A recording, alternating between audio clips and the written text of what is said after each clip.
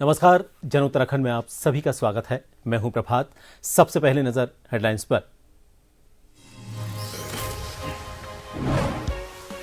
देहरादून से महक उठेगा उत्तराखंड। मुख्यमंत्री धामी ने किया महक क्रांति नीति 2026-36 का भव्य शुभारंभ। एरोमा सेक्टर को मिली नई उड़ान। उत्तराखंड में रोपवे प्रोजेक्ट्स पर बड़ा फैसला। सभी प्रस्तावों को समिति से मिली मंजूरी जरूरी। कोट काठगोदाम हनुमानगढ़ी प्रोजेक्ट में कैंची धाम भी जुड़ेगा।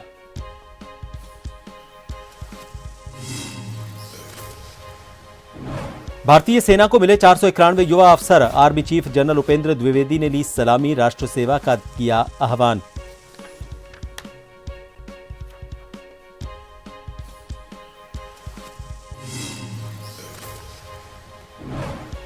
उत्तराखंड के खटीमा में पुरानी रंजिश बनी खूनी संघर्ष। चाकूबाजी में युवक की मौत, 2 गंभीर घायल। पुलिस जांच में जुटी।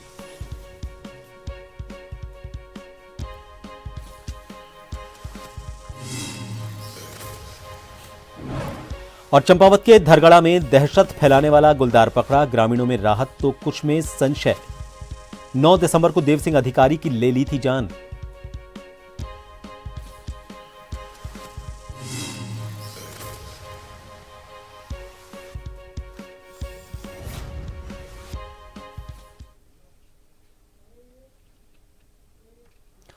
देहरादून में उत्तराखंड महक क्रांति नीति 2026-36 का भव्य शुभारंभ किया गया। इस अवसर पर मुख्यमंत्री पुष्कर सिंह धामी ने कार्यक्रम में शिरकत की। कार्यक्रम के दौरान प्रदेश में सुगंधित पौधों के उत्पादन और अनुसंधान को बढ़ावा देने के उद्देश्य से 5 सैटेलाइट सेंटरों और AMSC14 प्रयोगशाला का शिलान्यास किया गया। इसके साथ ही मुख्यमंत्री द्वारा सैटेलाइट सेंटर भाऊवाला का लोकार्पण भी किया गया। इस पहल से प्रदेश में एरोमा और सुगंधित फसलों से जुड़े किसानों को नई तकनीक, प्रशिक्षण और रोजगार के अवसर मिलेंगे। मुख्यमंत्री पुष्कर सिंह धामी ने कहा कि महक क्रांति नीति से उत्तराखंड के किसानों की आय बढ़ेगी और राज्य में सुगंधित पौधों के क्षेत्र में राष्ट्रीय स्तर पर नई पहचान बनेगी। कार्यक्रम में कृषि, उद्यान एवं वैज्ञानिकी संस्थानों के अधिकारी, शोधकर्ता और बड़ी संख्या में किसान मौजूद थे।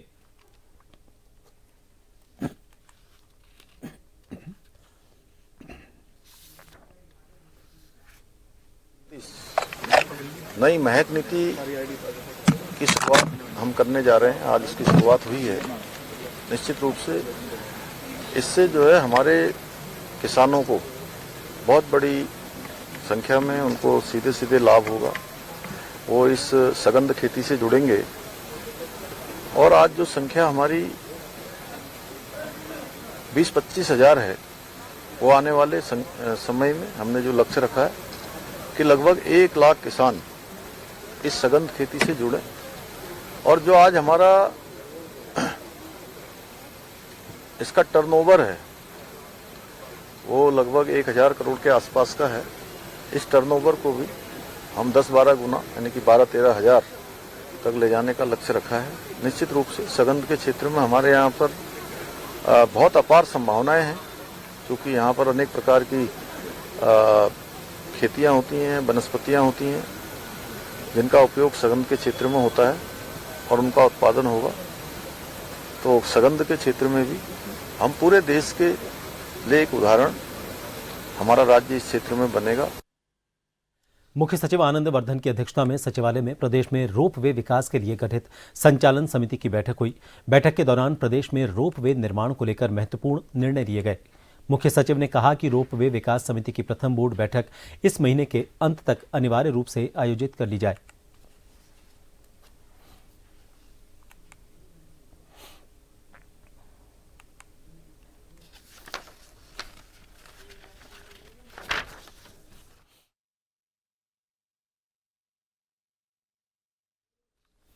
देहरादून में 47वीं all India public relations conference 2025 का शुभारंभ मुख्यमंत्री पुष्कर सिंह धामी ने दीप प्रज्वलन कर किया। मुख्यमंत्री ने फोटो प्रदर्शनी और हस्तशिल्प स्टॉल का निरीक्षण कर स्थानीय कला को प्रोत्साहन दिया। 13 से 15 दिसंबर तक चलने वाले इस सम्मेलन का आयोजन public relations society of India द्वारा विकसित भारत एट 2047 विकास भी विरासत भी थीम पर किया जा रहा है। इस दौरान सूचना महानिदेशक बंशीधर तिवारी को बेहतर सुशासन और प्रशासनिक दक्षता के लिए सम्मानित किया गया। उन्होंने कहा कि ऐसे सम्मान से जिम्मेदारी और ज्यादा बढ़ जाती है।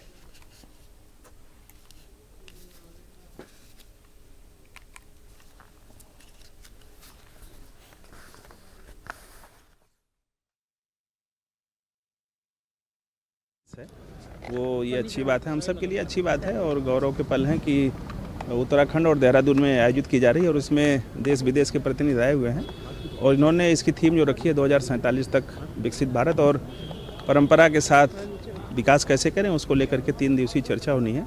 उसका जो उद्घाटन यहाँ पर माननीय मुख्यमंत्री जी के द्वारा किया गया, चूँकि इसमें सभी लोग जो PR से जुड़े, मीडिया से जुड़े ज़्यादातर लोग हैं और सभी के पास एक लंबा अनुभव है, तो जो 3 दिन की चर्चा होगी निश्चित रूप से उसमें कोई न कोई महत्वपूर्ण जो निर्णय होंगे आगे के लिए पथ प्रदर्शक का काम करेंगे। पब्लिक रिलेशन के संबंध में जो आज एक सम्मेलन यहाँ पर 3 दिन का हो रहा है, निश्चित रूप से संवाद को और आसान बनाने में, बेहतर बनाने में, जन केंद्रित बनाने में, लोगों से सीधे सीधे जुड़ने में सरकारों को भी, और जो विकसित भारत का संकल्प है उसकी थीम पर आयोजित ये सम्मेलन निश्चित रूप से जो 3 दिन तक यहाँ पर इसमें मंथन होगा, चिंतन होगा, अनेक विचार होंगे आपस में, वो विकसित भारत के संकल्प में बहुत बड़ा एक सहायक की भूमिका निभाएंगे। मैं सभी का देवभूमि उत्तराखंड आने पर देश और दुनिया के लोगों का मैं स्वागत करता हूँ, सबका अभिनंदन करता हूँ और इस सम्मेलन की सफलता के लिए सबको शुभकामनाएं देता हूँ। कैबिनेट मंत्री गणेश जोशी ने DAV कॉलेज देहरादून परिसर में 30 लाख रुपए की लागत के 100 फीट ऊंचे राष्ट्रीय ध्वज की स्थापना के लिए विधिवत भूमि पूजन किया। कैबिनेट मंत्री गणेश जोशी ने कहा कि राष्ट्रीय ध्वज देश की एकता, अखंडता और गौरव का प्रतीक है। युवाओं में राष्ट्रभक्ति और देश के प्रति सम्मान की भावना को और सुदृढ़ करने के उद्देश्य से इस ध्वज की स्थापना की जा रही है।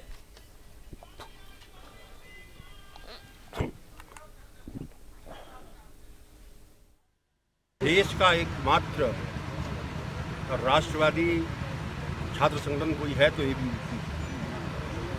हमेशा राष्ट्रवाद की बात करता है, राष्ट्र की बात करता है। उन नौजवानों ने मांग की थी और मैंने इसकी घोषणा की थी। बीच में किन्हीं कारणों से विलम्ब हुआ, लेकिन आज 100 फीट पर तिरंगे झंडे का भूमि पूजन हमने यहाँ पर किया है। 2 माह के अंदर उसका काम पूरा हो जाएगा, क्योंकि ये तिरंगा हमारी आन बान शान का प्रतीक है और तिरंगे की ताकत आपने देखी होगी। जब यूक्रेन के अंदर हमारे छात्र फंसे हुए थे और मोदी जी ने पुतिन से और जेलेंस्की से बात की, उन्होंने कहा कि जिन बच्चों के हाथ में तिरंगा होगा सुरक्षित निकलेंगे। बच्चे वहाँ से सुरक्षित बाहर निकले और भारत के बच्चे तो निकले, पाकिस्तान, बांग्लादेश, भूटान, नेपाल के बच्चों ने भी तिरंगा हाथ में लिया और वहाँ से निकले। ये तिरंगे की ताकत है। और आज इस अवसर पर मैं यहाँ के छात्र संघ के अध्यक्ष जी को, प्रधानाचार्य जी को, सभी नौजवान साथियों को शुभकामनाएं देता हूँ। देहरादून स्थित भारतीय सैन्य अकादमी से आज 525 जेंटलमैन कैडेट्स पास आउट होकर भारतीय थल सेना में अधिकारी बने। कठोर प्रशिक्षण और कड़े अनुशासन के बाद कैडेट्स ने देश सेवा की शपथ ली। इस खास मौके पर जन टीवी संवाददाता यशदीप आर्य ने राजस्थान से आए नवनियुक्त सैन्य अधिकारी और उनके परिजन से बातचीत की।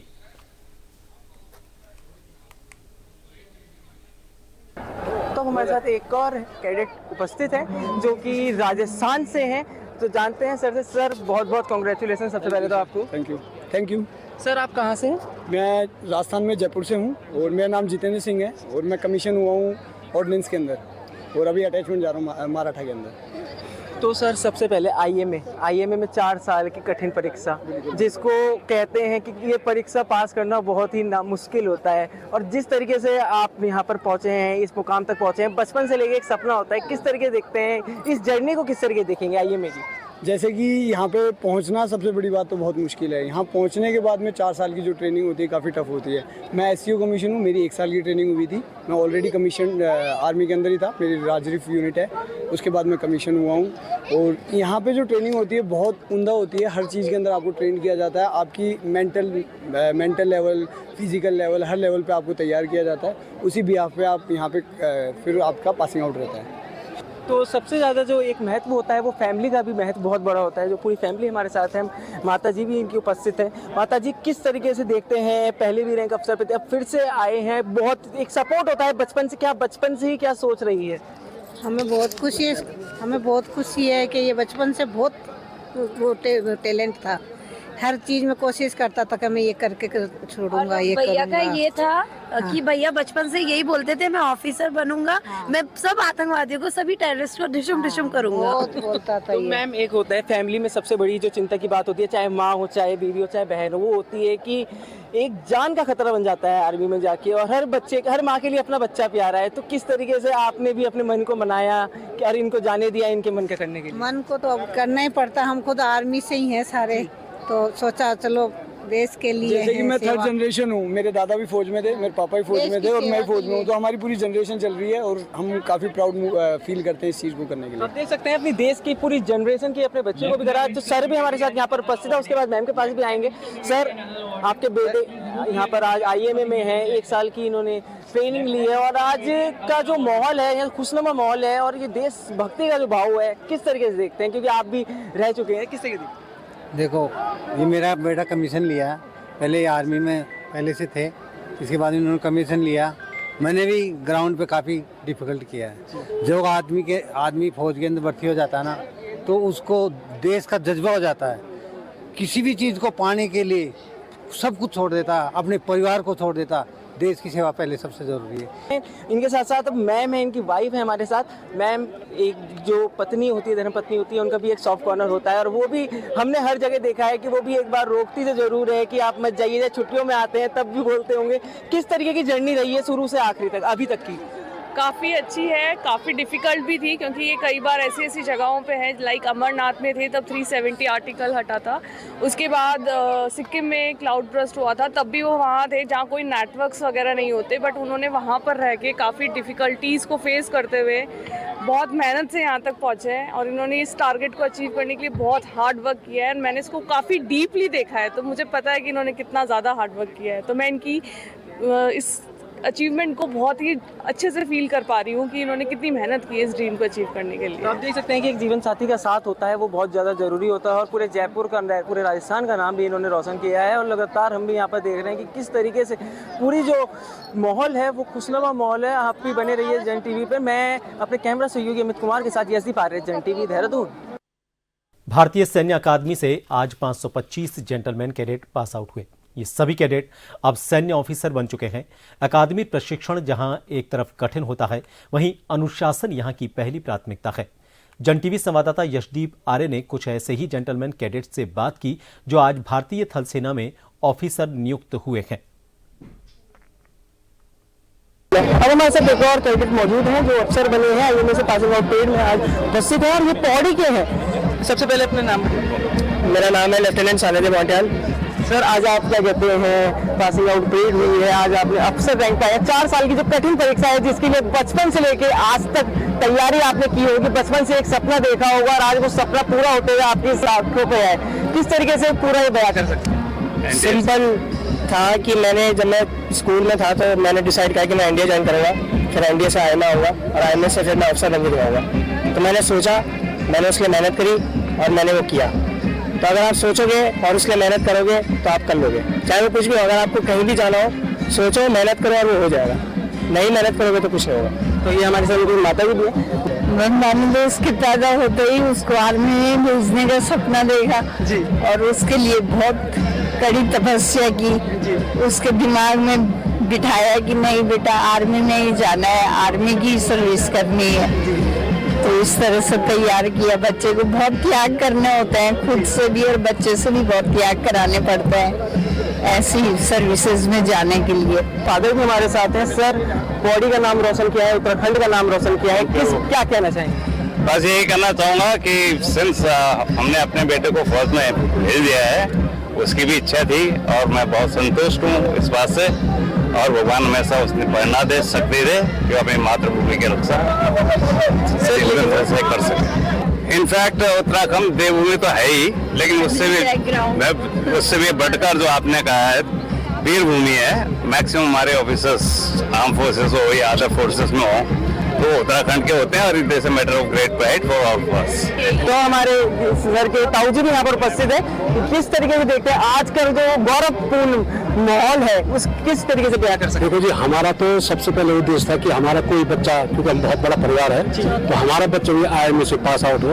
हमारे बच्चे भी अच्छी जगह पे IIT में है और अपने और जगह पे है। लेकिन मेरा एक बहुत बड़ा, क्योंकि मैं खुद आर्मी से हूँ, RTG से रिटायर्ड हूँ और उसके बाद अभी टीचिंग प्रिंसिपल में हूँ, तो मैं चाहता था कि मेरे स्कूल से भी अभी 2 बच्चे गए हैं जो कि अभी निकले हैं, तो मैं चाहता था हमारा एक बच्चा भी कम से कम इस साइड में है। और हम फिर वीरों की भूमि में थर्ड जनरेशन हमारी ये चल रही है और इनके फादर भी ये भी कमीशनरी अफसर हैं।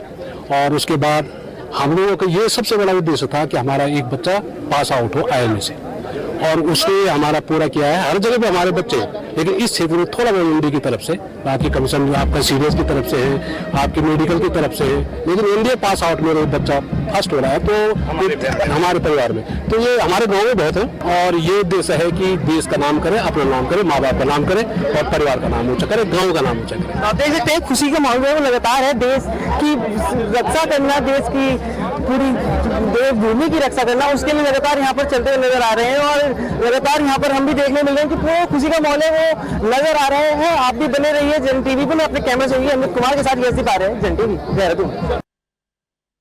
अल्मोड़ा जिला पंचायत उपाध्यक्ष सुरेंद्र सिंह नेगी ने सल्ट विधायक महेश जीना के नेतृत्व में देहरादून में प्रदेश के मुख्यमंत्री पुष्कर सिंह धामी से सियालदे बाजार में पेयजल सुविधा में सुधार, क्षेत्र में कृषि भूमि की सुरक्षा, आवारा पशुओं से फसलों को बचाने के लिए तार बाड़ लगाने, गर्भवती महिलाओं के लिए अल्ट्रासाउंड सुविधा उपलब्ध कराने और अटल उत्कृष्ट राजकीय इंटर कॉलेज में शिक्षण कार्य को मानकानुसार करने सहित विभिन्न समस्याओं के समाधान को लेकर ज्ञापन सौंपा।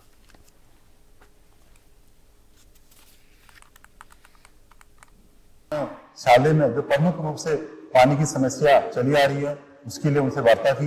हमने उनसे कहा कि जो वहाँ पर बोरिंग मशीन हुई है उस पर निर्माण कार्य किया जाए, जिससे साले क्षेत्रवासियों को पानी की समस्या का समाधान मिले।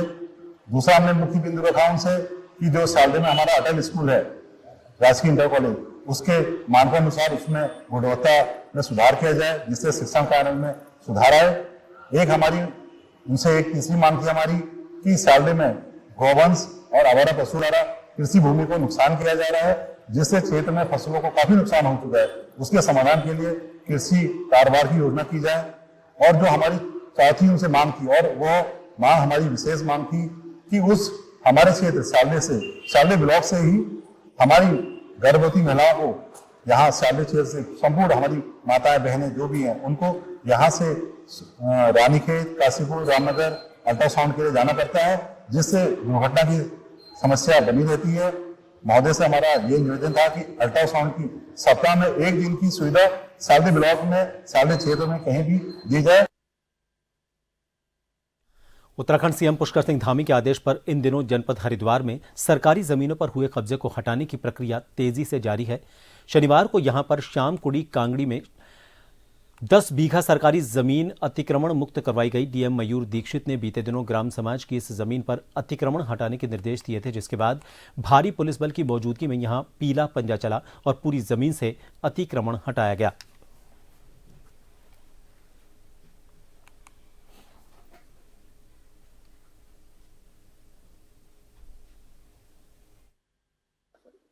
देखिए, लगातार माननीय मुख्यमंत्री जी के निर्देश के क्रम में हम लोग सरकारी भूमि पर जो अतिक्रमण हो रखे हैं उसको चिन्हित करके उसको नियमानुसार हटा रहे हैं।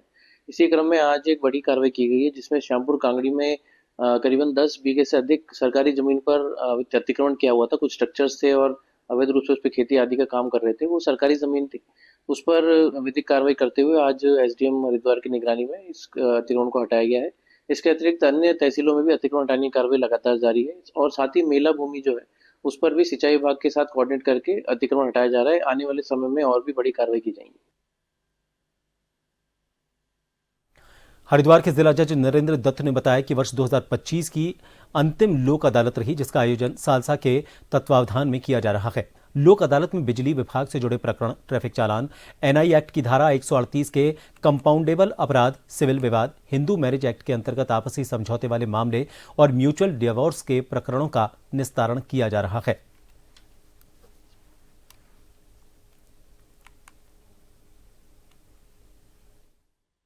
हमारे इस वर्ष की आखिरी लोक अदालत है जो नालसा के और सालसा के आयोजन में की जा रही है। वर्ष की आखिरी है और इसमें जैसे बिजली विभाग से लेके चलान, ट्रैफिक चलान्स को लेके और 130 जो भी ऑफेंसेस कंपाउंडेबल होते हैं जिनका समन किया जाता है, उन ऑफेंस को, चाहे वो सिविल नेचर का हो या जैसे आप हिंदू मैरिज एक्ट के केसेज है जहाँ पर पक्षकार आपस में समझौता कर लेते हैं या रीसेटल होना चाहते हैं या अपने आपस में म्यूचुअल डाइवोर्स है, तो वो मामले लिए जा रहे हैं इसमें। की जो राष्ट्रीय लोक अदालत है इसमें अगर मैं हेडक्वार्टर की बात करूँ तो हेडक्वार्टर में हमने 13 बेंचेस का गठन किया है। 13 बेंचेस में सभी शमनी प्रकृति मामलों को टेकन अप किया जा रहा है। इसमें परिवार न्यायालय यानी कुटुंब न्यायालय की भी एक बेंच बनी हुई है जहाँ पर जितने भी पारिवारिक मतभेदों से संबंधित शमनी प्रकृति के मामले उनका निस्तारण आज हो रहा है। अभी तक जो हमने सर ने जब राउंड लिया था तो पाया गया कि अभी लगभग 35 केस तो परिवार न्यायालय के ही निस्तारित हो चुके हैं। वही बात करें कि हमारे जो सेशन न्यायालय में जो कंपाउंडिंग से उनके मामले तो बेंच संख्या 1 में 500 से ऊपर मामले निस्तारित हो चुके हैं। अगर मैं बात करूँ सीजीएम कोर्ट में तो सीजीएम कोर्ट की जो बेंच है वो बेंच संख्या 4 है, वहाँ पर भी लगभग 600 मामले अभी तक निस्तारित हो चुके हैं।